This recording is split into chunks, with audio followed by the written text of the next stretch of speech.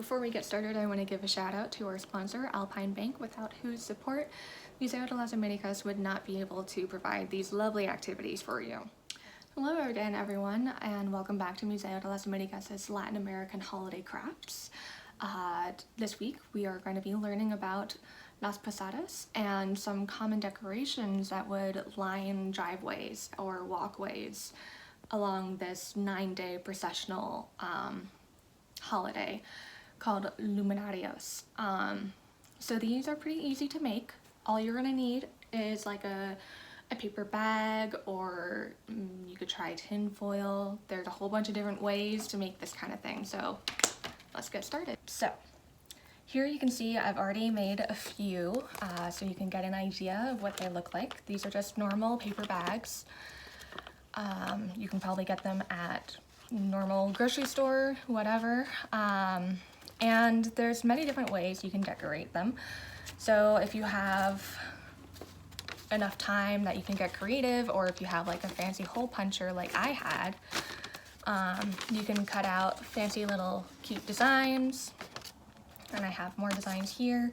Or if you have any kind of like lace ribbon or a doily even, you can cut that up and glue it on. These will actually be really pretty when you can actually see the light coming through. It's just a little bit too bright now, but all you would really need to make that light is, like, instead of lighting a candle, which with paper could burn and that would be a problem, you can get one of these. It's called a tea light. And these tea lights they come in packs. They're pretty cheap. And you can just turn them on, and they have this really nice kind of subtle glow that you can kind of see coming through.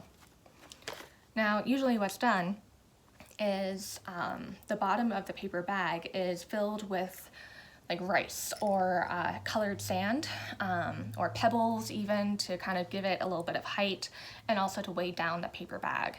I only have lentils at the moment. And so you can see here, you can probably use rice or beans, whatever kind of dry good you have in the pantry, or you can go out and collect some pebbles. Get a little creative, go outside, enjoy some of the cold snow that we have going on. And then you can probably fill it up about 1/4 of the way through, and then put in the light, and voila, you have it ready to go. Okay, so I'm going to show you 2 different ways to do this. First, we're going to work with a paper bag, and I have a little bit of like a lace ribbon, and normally you can do this with a glue stick. It should be just fine, but I only have a hot glue gun at the moment because my glue stick's all dried out, which is always depressing. So, you know, you can use a hot glue gun too if you would like. It works just fine with a glue stick. So what you want to do is you want to kind of plan out where you want your ribbon to go. You can go any different direction. You can go straight across, you can do a diagonal. Really, it depends on your own preferences. Just remember, if you're going to go straight across, you want to make sure you open up your bag and that you glue on the inside as well, so that way you can actually open your bag. Otherwise, you're not going to get the light, which is really pretty. So I'm going to start here.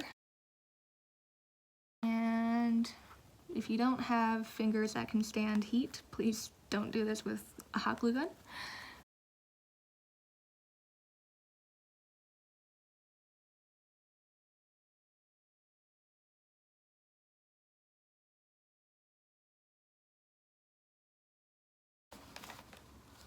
So I'm going to do a little dot here, a little dot there, and a little dot in the middle, just so you have enough places to be secured, so that way you don't have a whole bunch of material just kind of hanging off on its own.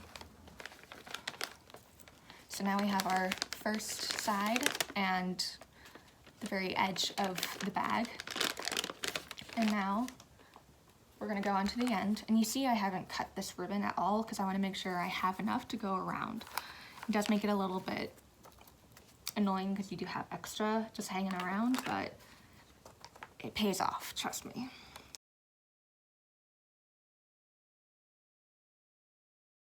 And now we want to open up this side so we can get the final edge piece.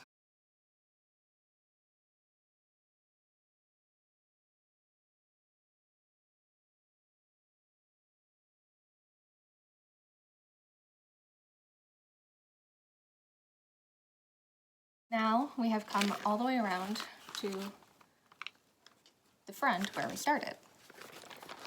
And what you can do is you can glue these two end pieces together, or you can just simply take some scissors and cut off the remaining bit of ribbon, which is what I recommend. You should be able to open up your bag. Now, if you have a little tea light, like I do, right here, I'm gonna turn this on. You can plop it inside, and you can kind of see the light. It's still too bright outside for me to be doing this, but you can see the light, and in the dark, the light will be able to kind of reflect some of the, shine through some of the lacy parts here. So if you have a doily, you can glue that onto the bag as well. I would recommend gluing it down here, and that'll also show up a really nice, pretty pattern. All right, so now I'm going to show you something that's a little bit more involved.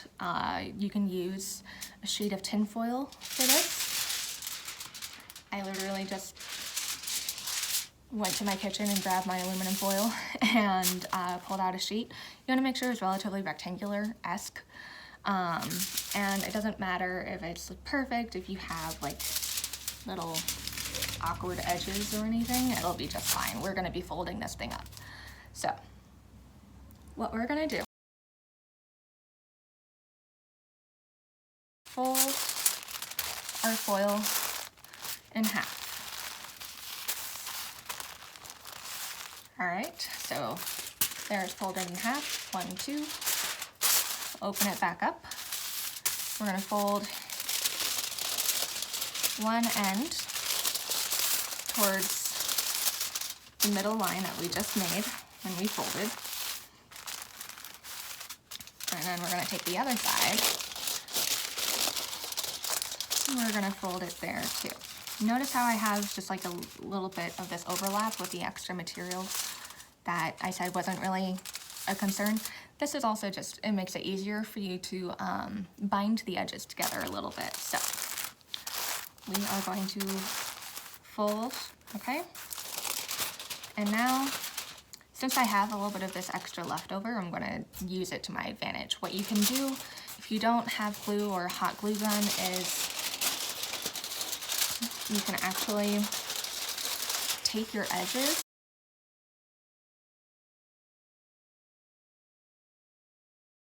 and just fold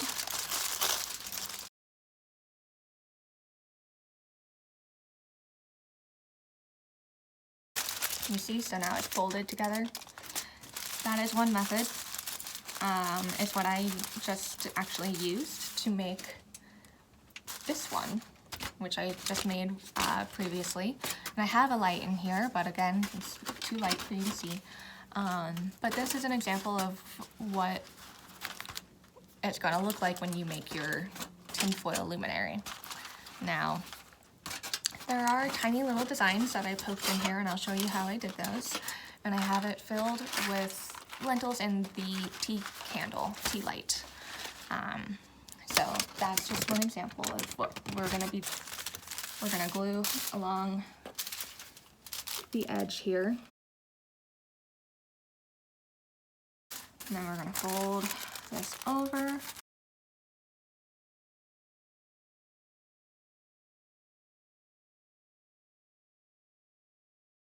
And then once it's stuck together, you should be able to kind of have a rectangular shape that you can open. So you see, I can open it like this, but you want to keep it flat. Just make sure that like you didn't actually glue it all together, because otherwise that's not going to be helpful. So now you're going to take one end, it doesn't matter which end, but whichever end you take is now going to be the bottom of the bag, kind of like on this. You see how the bottom is like that? So that's what we were making, only we're just going to be folding it as so. So what we're going to do is fold upwards inch, inch and a half, 2 inches. Doesn't have to be large, just enough that you can kind of work with some of the end pieces here. So you're going to fold that. Okay, and then open it back up. And this time you're actually going to now separate the two pieces, two ends here. So you have what kind of looks like the start of, I don't know, like an origami paper hat or boat, however you remember doing those. And then what you're going to do is you're going to slowly kind of open it up. And you see I'm taking my fingers and kind of getting them into the point, so that way we have a nice point here. And kind of fold the edges down.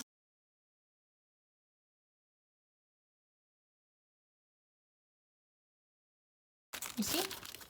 So I now have a flap that kind of looks like this. You have the two triangles here.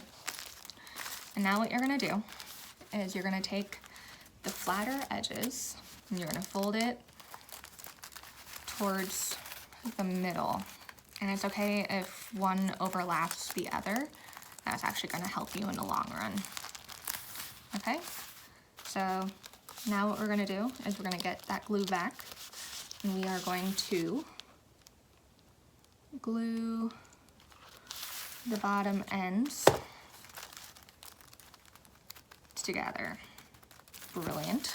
And now what we get to do is we're going to fold the inner edges, basically. So here we go. You're just going to take one long end, and it doesn't have to be much. It can be like half an inch, maybe an inch. And then the next edge, kind of undo those folds slightly so that way you can open up the bag. And then just like a paper bag, what you're going to do is you're going to open. What you're going to do, this is a little bit fiddly and a little weird, but you're going to go back along these folds here that you've made. You have an edge, a middle, and an edge. Make sure that the middle part goes in, kind of like a W or a V. That looks like a V, right? So you're going to make a V, and then do that on the other side.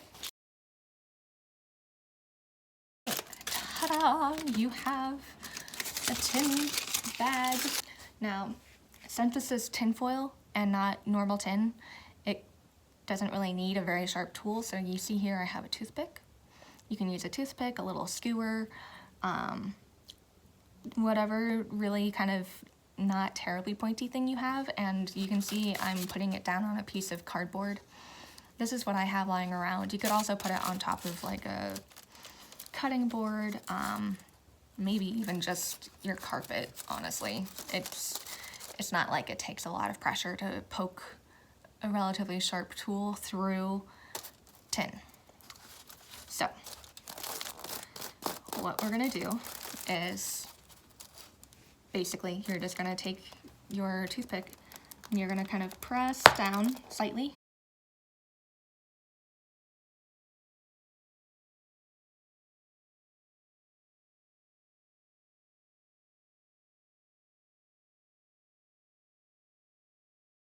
Now, you can see I'm doing a lot. It's because I want to make sure that there are enough holes for the light to escape. Okay.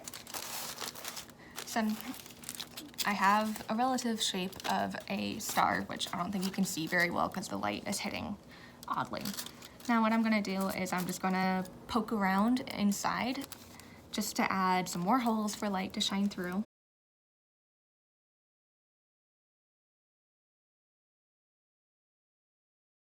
But here are some holes and I've been filling it in. Now, just remember, it don't gotta be perfect. We're doing this from home. It doesn't have to be like the most beautiful thing anyone's ever seen.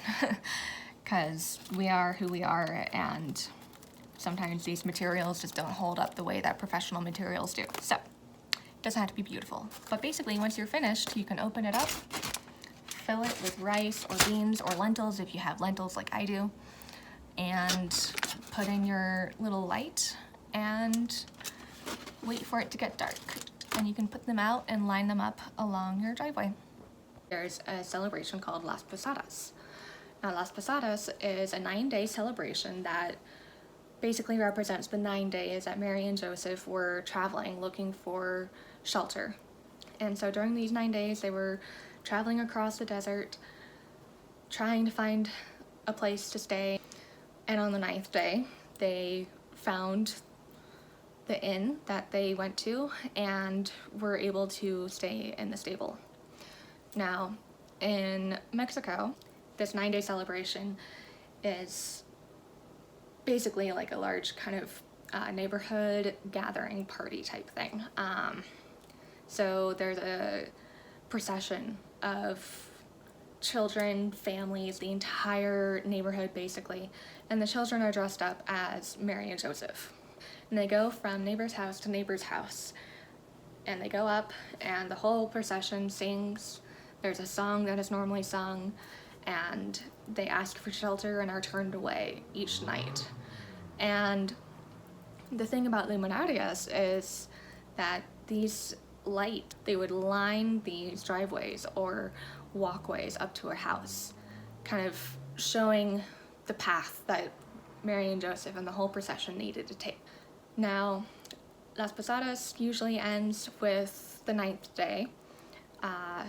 The procession is finally invited into shelter and everyone has a feast. And there's also a piñata party. That's Las Posadas.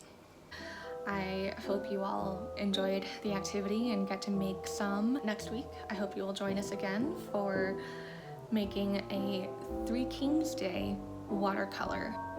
So I hope you join us. It's going to be a really great activity, and see you next week.